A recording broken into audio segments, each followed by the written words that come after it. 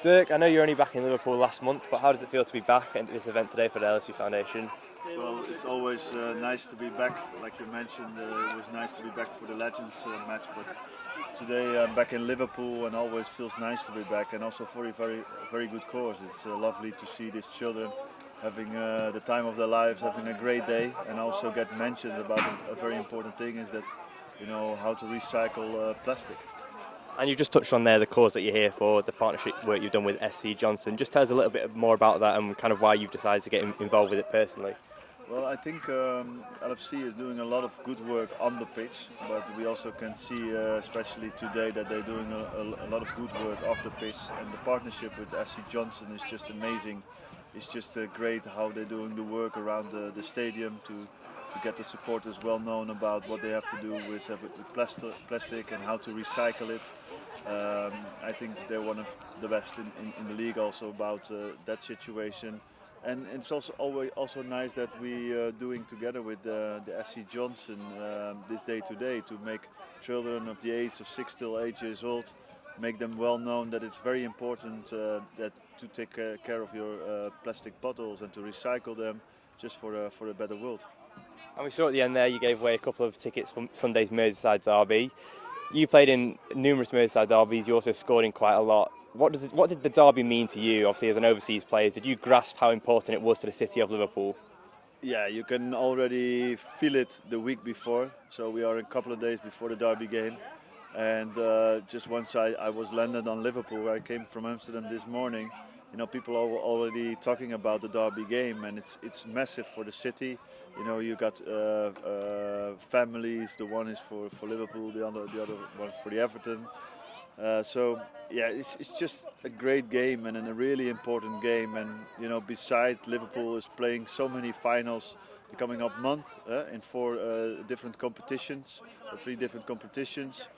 This is also a competition on its own, and yeah, I used to play these games.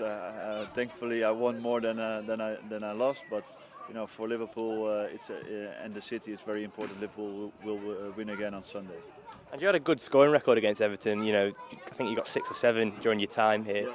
Was that a game that you did you automatically raise your kind of level for that, or was it just instinctively, you know, just played better against Everton, or was it something that you thought, right, we're playing Everton, I've got to score, I've got to be the man for the big occasions? Well, I was used to play these kind of games in Holland with Feyenoord and Ajax, and when I came to Liverpool, you know, this game together with the Man United game was one of the most important games of the season. So, and I love these kind of games the most, you know, when everyone is fully up for it. So I really enjoyed it, and I was happy to score important and vital goals. I scored goals at home and away, and it was just, you know, it's just a great memory, and you know, hopefully we're having great memories on Sunday again. And what was your favourite derby moment, if you had to nail it down to just the one? Well, if I have to go back, is that one that I scored 2 penalties and one especially in the extra time, and somewhere in between I tried to kick somebody, and thankfully I didn't get the red card. But yeah, that was such a special game for me, away game as well, and to celebrate this winning goal in the injury time with the away fans was something I never will forget. And moving on from the derby next week, Liverpool play a Champions League semi-final against Villarreal. There's a Dutch player for Villarreal that, you know, is very exciting this season. We saw him in England last year for Bournemouth, Danjuma. Yeah. What can Liverpool expect from him? What kind of player is he? You know, how exciting is he, and what threat could he pose to Liverpool next week? Well, Danjuma is obviously a great player, and I think Villarreal did a great signing with him. I think the Liverpool fans have seen him playing in Champions League against Man United, and he showed a bit of his skill. But he's technically very skilled, but also a quick player. And I think Liverpool need to be careful for him, because especially in the counter attack, yeah, he's very strong and he can be very dangerous. And just touching on the Champions League again, and the time kind of you had under Benitez, you know, Liverpool got to many quarterfinals, semi-finals, and even a final. There's the 2007 Champions League semi-final where you obviously scored the winning penalty against Chelsea, but the one thing I just wanted to touch on is that really iconic image of Benitez during the penalties, sat down with his legs crossed, you know, on the halfway line, probably the coolest man inside Anfield. Was he always like that before big games? Was he always cool, calm and composed, or what was he like in the dressing room? Well, Rafa was always the manager who was well prepared, and he was always a man of the small details because he knew it could make big differences. And yeah, I didn't see him sitting on the ground during that game or during the penalties because I was too focused on taking my own penalty. But he was a great manager for us, and I think yeah, for me he's one of the best managers I have had, and he's also a great manager in the history of Liverpool. And speaking of managers, earlier today Manchester United announced that Ten Hag will take over from next season. You know, he's a manager who's earned a big reputation over in Holland. What can he bring to the Premier League next season, and should Liverpool be worried about his appointment? Well, Ten Hag is a really good coach, and he has some experience now. He built up his career step by step. He started at the reserves of Bayern München, then went to a bigger club in Holland, Utrecht, and also managed Ajax, and he did really well, not only in the league but also in the Champions League. I think he's probably one of the best coaches around now. So it's pretty interesting how he will do at Manchester United, but. I think Peter Schmeichel said it well last week in the media in England that there are bigger problems for United than only changing the manager. So hopefully for Erik ten Hag, the structure of the club gets better as well, so he can perform. And for me, it's okay. He performed well as long as Liverpool do better. And speaking about Manchester United, it was only 48 hours ago that Liverpool put in that fantastic performance and won 4-0 at Anfield. Luis Diaz got on the score sheet, and he's been such an electric signing since he came to Anfield in January. I just wanted to know, as a striker and kind of from your opinion, obviously you played with Fernando Torres and you two had a really good partnership, and it almost seemed at times that it was just telepathic, you just kind of hit the ground running straight away. Is that something that can happen as a striker? Because we know that Diaz doesn't speak the language of, Salah Mane and all them, but, he's able to connect with them on the pitch and have this blossoming relationship.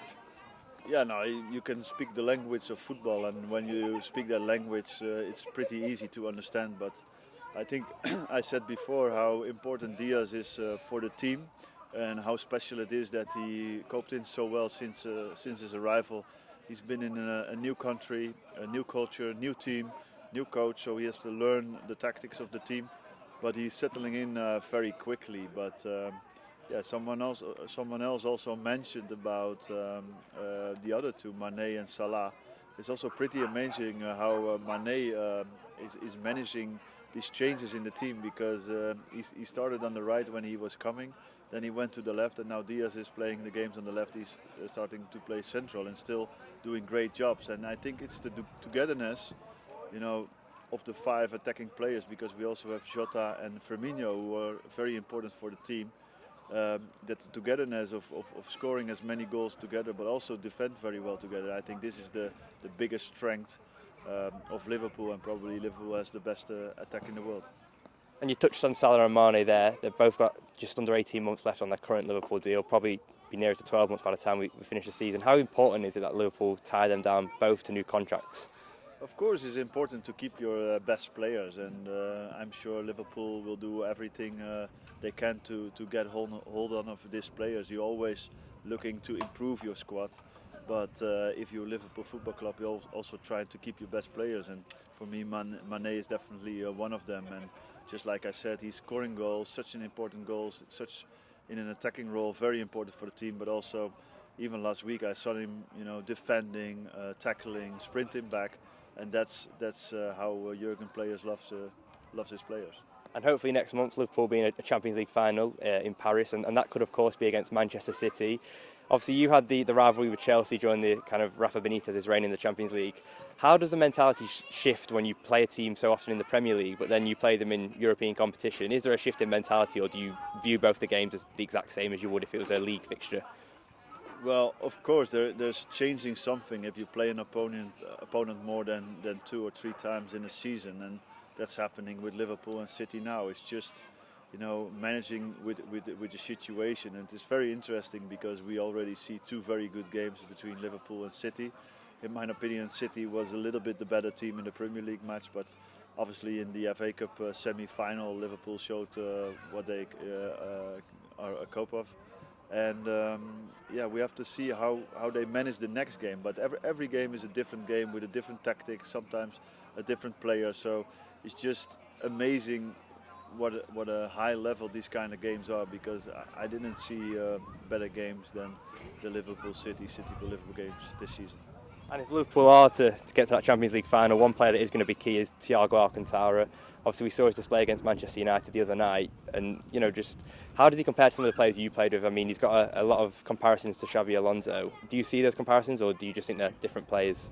I think they are slightly different, and I'm very happy for Thiago, because in the beginning, he needed a bit of time, what is normal in life and in football, just to adapt to the system, to the team, and to his new players. But he's playing such a great football, and before he came, he was one of the best midfielders in the world for me. But now, how he's playing on the level he's playing against top sides and performing week in, week out, for me he's the best midfielder out there at the moment. And just finally, how do you see Liverpool's chances of completing that quadruple that everyone's talking about? Do you think they've got the squad to do it? Do you think they will do it? Well, they've got the squad to do it. They've got the players and the managers to do it. But it's just small details will decide whatever they win the quadruple or maybe only the Premier League or the Champions League. But it will be amazing and very well deserved if Liverpool can achieve it all.